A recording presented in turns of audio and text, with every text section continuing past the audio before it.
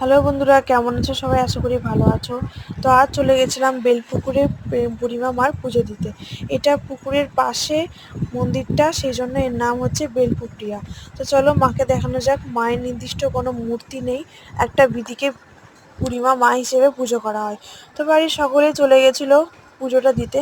দিদি ভাগনার শরীর ভালো রাখার জন্য মায়ের কাছে মানত করে গেছিল। তো ভাগনা এখন পুরোপুরিভাবে সুস্থ, তাই আজকে আমরা পুজোটা দিতে চলে গেছিলাম।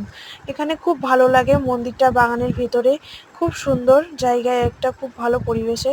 তো এখানে অনেকগুলো ছোট ছোট থান আছে, খুব ভালো লাগে, খুব সুন্দর জায়গাটা। তো শুনেছি যে এখানে যে যা চেয়ে যায় মায়ের কাছে, তো সকলের ইচ্ছে মা পূরণ করে। তোমরাও চাইলে তোমাদের মনের আশা নিয়ে আসতে পারো মায়ের কাছে, মা অবশ্যই তোমাদেরও মনের আশা পূরণ করবে। তো কেমন লাগলো ভিডিওটা অবশ্যই কমেন্ট করে জানিও, ভালো লাগলে সাবস্ক্রাইব